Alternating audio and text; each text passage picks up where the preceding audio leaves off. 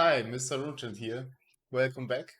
This time this will be another deck tech video, but this time I want to show you a more mid-rangey list of Aurora. Pitch list was the version of Aurora that I played so far, but I realized somehow it was not the way. I don't know how to say it. In this meta, so yeah, we have a very fatigue heavy meta. And I want to show you the pitch list again, or maybe can we compare it maybe somehow here? My decks, loading, pitch list. So the pitch list was more on the aggressive side with a few. So basically, the only card I wanted to pitch for was Tempestuous Kiss, and a lot of instants because I wanted to play the zero cost lightning cards that are benefiting from instants. I played Electrostatic Charge, I played Lightning Press, I played Burn Up Shock, and yeah, all the other zero cost stuff. But then I somehow realized, first of all, Burn Up Shock is so difficult to hit with it, to get value out of it, because all decks are so defensive. And also, I don't know exactly how I got to this realization, but I somehow realized I think I want to set up more, and I don't want to be as aggressive, because as an aggressive deck, I'm not consistently aggressive because of the setup nature of Aurora itself. I don't have the pitch to pay for the hero ability, and I also don't have like so many flow generation. I had like 3, 6, yeah, 6, and okay, yeah, 9, basically 9. But this card's flow state embodiment is tricky to generate flow because you need a instant. So exactly 9 cards that can generate flow, and yeah, it was hard to generate flow. This deck was okay, but something was missing. It was blocking bad, and I thought, okay, maybe I can build Aurora a little bit more differently. And I went back to my first original idea, to the idea of more mid-rangey style Aurora. And then I realized I want to set up. I want to have cards that are benefiting the setup playstyle, like creating a lightning flow. Tempestuous Kiss is one of these cards, but also another card that I really like. And if I even more when I play it even often is Astral Strike, because it is basically when you have a flow token, a pitch blue, draw a card, go again, or 7 go again when you have the embodiment. So basically draw a card, go again with 1 blue, or +2, so 7 go again. I really like this card. I also have more flow generations in this deck. I'm now playing 3, 6, 9, 12, 15 cards that can generate flow. Latest addition or latest change in this deck was I cut it E-Strike, because I realized in this list I want to pitch. In the pitch list, E-Strike is okay. It is still a very, very strong card, but I want to try other cards, and I realized I exchanged E-Strike for the Meteoric Rise because this card is very flexible. I can play it for 1 pitch, but when I have pitch over, I can make it even like to 7, and then the opponent has like a kind of difficult decision to make. So, okay, do I block like a breakpoint with 3 cards, or do I simply let it hit? And it is also generating flow. I know it is blocking for 2, but I want to try this card out. So this was my swap for the Easter egg. And still we have like cards with like Gone in a Flash, Snatch. I added more blues because I'm running Dread Scythe. But to be honest, um, the more I play the deck, the more I realize, even in the matchups where I want to have the Dread Scythe, and those are the um, like very aggressive matchups, I'm kinda want to have like Scorpio because it is so nice when you can like be defensive enough, set up, and then in your go turns where you have like the embodiment, Scorpio is basically like a free swing, and even into the aggressive matchups, it can generate so much value. And this is also like um, the Scorpio, because it is generating so much value when you can play and set up constantly. Is also my go-to weapon for the fatigue matchups or more controlling matchups, because normally you have more time to set up, and then you can generate a lot more value over time. I'm still testing Bread Scythe. Most probably, this will be into like the hyper aggressive stuff, like Syndra, maybe Maragni, into the red liney decks where those decks don't want to pitch. And also into Kasai, it is good. Into Kasai, I will bring it every time because of the little soldiers. I don't know, guys with 2 health. She's generating, and also because Kasai's most likely do not run AB. I don't know, maybe the newer list. So like basically this weapon is into very aggro decks, matchups, and into red lands. And also into decks where you, aggro, as I said. I'm repeating myself, where you want to defend a lot and then like playing a pseudo guardian matchup. So yeah, let's go through the main deck again. So I'm playing in the main deck, I play those cards like every time. I even think I play Sigil of Soulless as well every time. One of the better instants in this deck because we are playing more on the defensive style. Um, so yeah, Astral Strike. I really, really like this card. I underestimated this card at first, but when you have a blue and you destroyed already a flow and gave something other go again, like Snatch or Flowing Stormstrike or Gonna Flash, this is a great starter because you can draw with go again with a blue, or this is even a great ender because of the same effect. Like a very, very good card, and I think this is even better Easter egg in this deck because you want to pitch. So Flowing Stormstrike, most efficient way, like on hit to generate flows. Flow state embodiment. Also, you want to generate floats, blocking for 3, a great, like every lightning flow deck run this card. Gone in a Flash, very, very good card in every lightning deck. In this deck, you want to play the value game.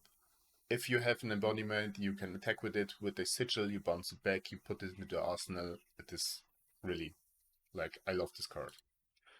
As I said before, Meteoric Strike, I swapped E-Strikes for this, Meteoric Rise, excuse me, for this card, because I realized I want to have a little bit more flow generation, and I like the flexibility of this card. Sigil of Solace, one of the better instants. Snatch, I think every Embodiment of Lightning decks should think about running Snatch, and I love this card. OG1. Tempestuous Kiss, this is like our take the tempo now card. Very, very strong card, and because we have a lot of pitch, we can play it very, how do I call it, consistently in this deck. Even better, as in the pitch version, it was strong enough to run it there, but you often had not the resources to play it. Arc Lightning, still one of the better Aurora cards. I played 3 of it. So then I play here for the yellow slots. I want to try the Dashing Flashfoot and Prophetic Quicksteps, so those are the new Quick Strike cards. I run only 2 of them. I realized 2 are enough, and I also don't have any more space. At first I run only 3 Prophetic Quicksteps because I thought like the Ponder might be better into like more fatiguey, more control-y playstyles where you want to set up a little bit more. But I realized this is also a very strong effect, and currently I'm running 2-2 to test it, realize which is better. Maybe I will swap like playing 3 dashing and only 1 prophetic or so on. I will see in the future. So then we have another instant card, Arcanic Reapproach. At first, it's the same with Astral Strike. I underestimated this card. It is still a block 3 blue, and it is still a instant where you like to bounce Gone in a Flash with it, and you gaining like 1 more value from it. So basically, when you play it with Gone in a Flash, this card produces you 5 value on a blue card, and it can be deadly in the end game.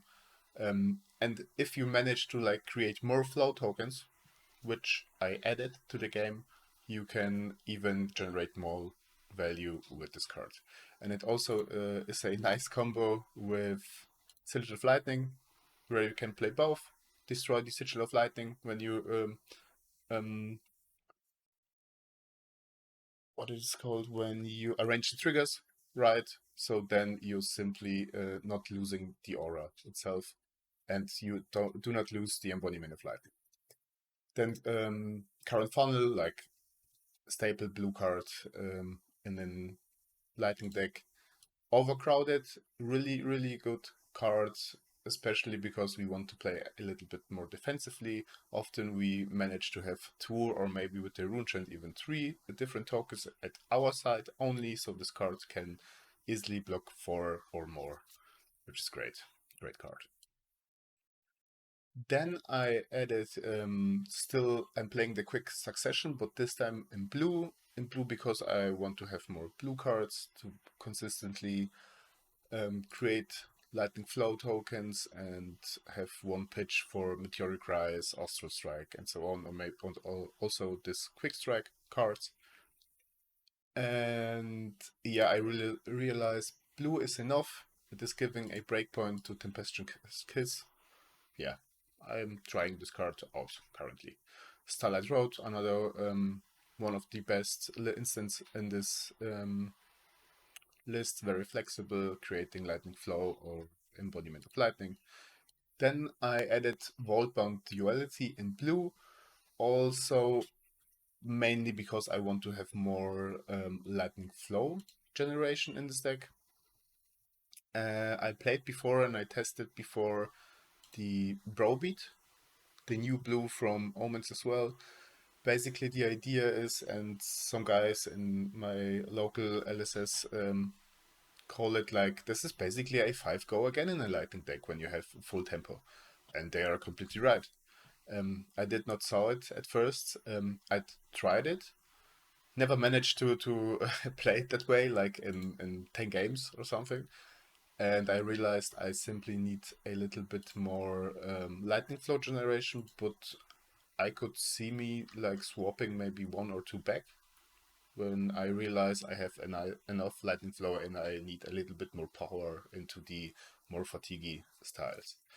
And then Written in the Stars is a solid blue, a setup one. If we manage to deal arcane damage somehow, even a better setup card to like end the turn with. And then to our sideboard, we're playing 3 Command Conquers now, not only 1 as in the pitchless list, because we simply have the pitch cards to play it out. I have 2 Deny Redemption. This card is only for the Illusionist matchup here, because I want to pop all the wards when I'm feeling like I'm behind.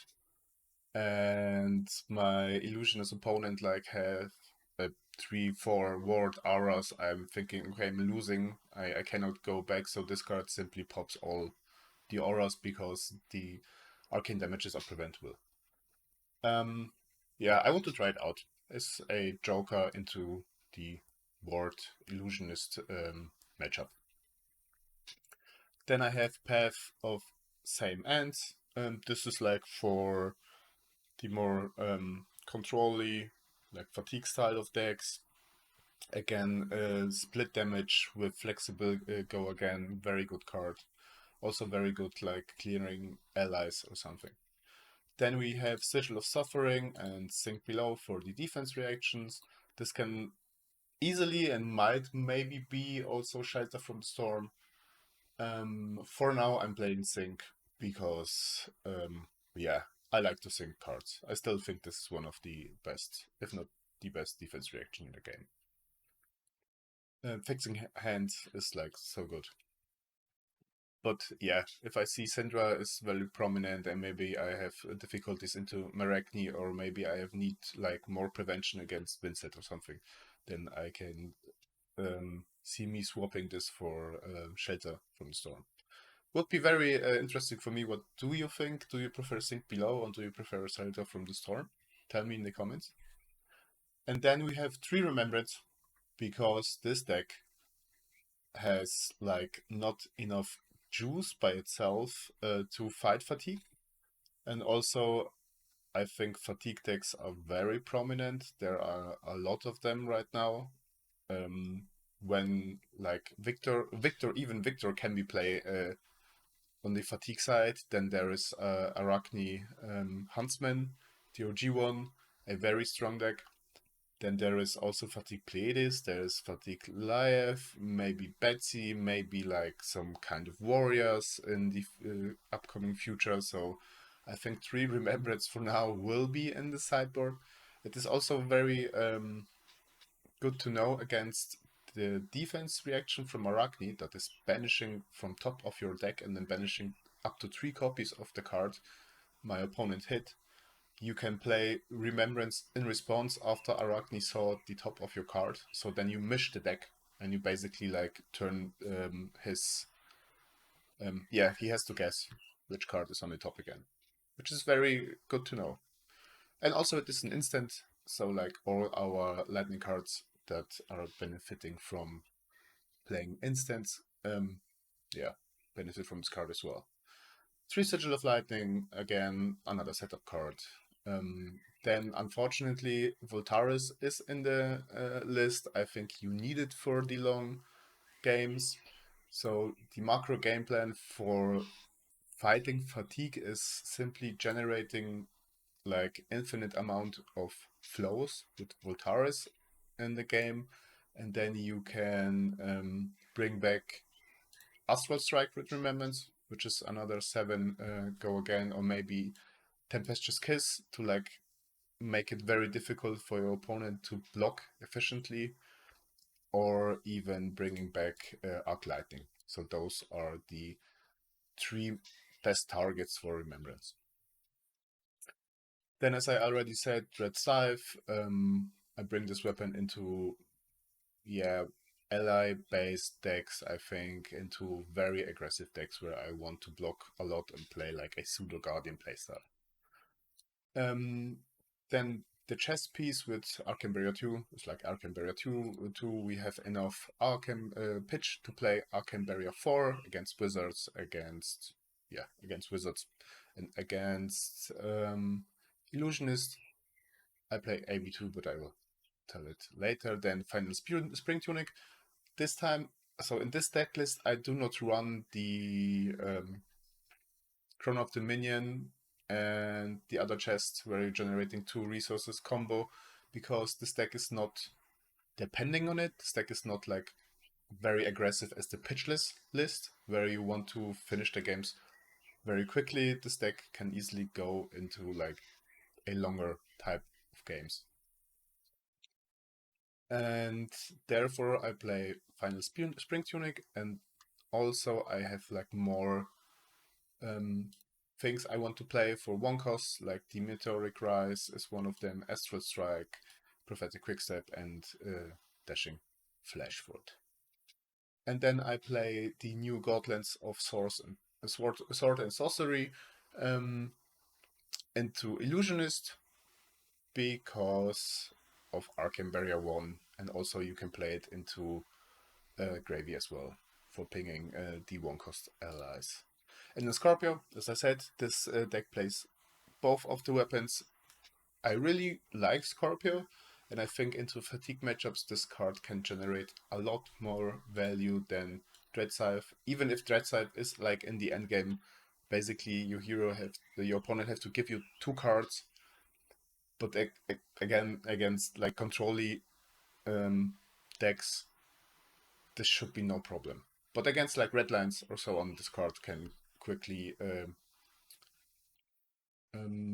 finish games. And yeah, here's the tokens. So yeah, this is basically the list. I really like it. I'm still testing, like learning how to play against certain matchups. Which matchups are like very difficult, which are easy to play. I think this deck has a lot of potential. I'm still truly not sure if Aurora is really good right now. Maybe something is missing. Maybe yeah, one more flow payoff is missing somehow, I think. But yeah, I will try it, and I will post gameplays with this deck from here right now on this channel. And I will also like make more matchup guides, and will write a little bit more like how to approach different matchups and what are my macro game plans. And we can see like the aggro list. So basically I'm adding Command and Conquer, adding the defense reactions,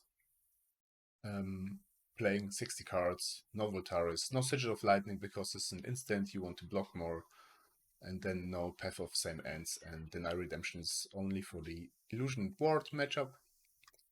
Maybe you can play like the chess piece with 3 more block, depending, maybe against Dash.io, depending on the matchup as well.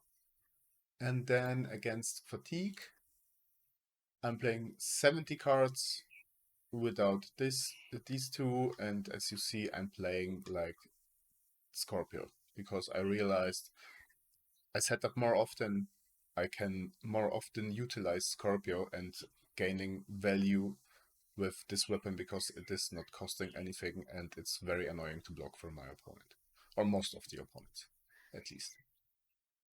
And then I have like for Illusionist, Deny Redemption still playing maybe a little bit more, like also Remembrance because I realized it can easily go into Fatigue against Ziggy, for example. I played against Ziggy a ward base because Ziggy is also blocking very well and the wards can prevent a lot of damage. So yeah, still I have to figure out those configurations which are the best. But I will update the deck if I gather more information. And then I have like a Kasai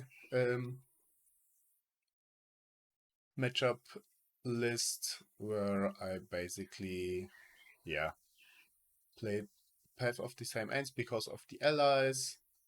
I'm playing only Sigil of Suffering and not Sink Below because I want to, or maybe we can edit that. I don't think I need Written in the Stars.